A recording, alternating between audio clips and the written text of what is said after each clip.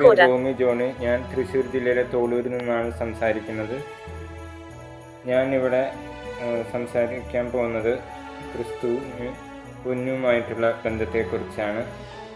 പണ്ട് കാലം മുതൽ തന്നെ പൊന്ന് ദൈവാരാധനയിൽ ഒരു വിശിഷ്ട പങ്ക് വഹിച്ചിരുന്നതാണ്.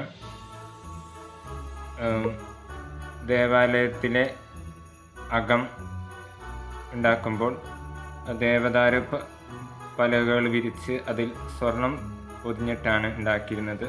അതുപോലെ തന്നെ വിശുദ്ധ സ്ഥലവും അതിവിശുദ്ധ സ്ഥലവും സ്വർണം കൊണ്ട് പൊതിഞ്ഞാണ് ഉണ്ടാക്കിയിരുന്നത്.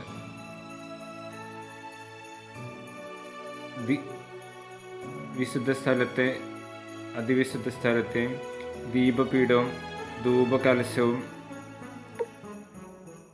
അതുപോലെ തിരുസാന്നിധ്യ അപ്പത്തിൻ്റെ മേശയും വാഗ്ദാന പേടകവും എല്ലാം അകവും പുറവും സ്വർണം പൊതിഞ്ഞാണ്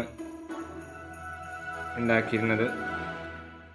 സ്വർണം സൂചിപ്പിക്കുന്നത് രാജ്യത്വത്തെയും ദൈവത്വത്തെയും ദൈവാരാധനയെയുമാണ്.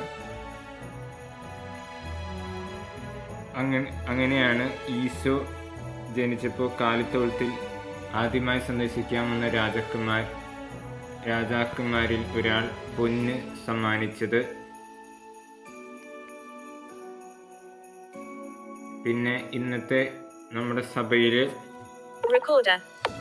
കാസിയും പീലാസിയും സ്വർണം കൊണ്ടാണ് നിർമ്മിക്കുന്നത്. വിവാഹ സമയത്തെ വധുവിൻ്റെ താലി കാസയിൽ മുക്കിയിട്ടാണ് വിശദീകരിക്കുന്നത്.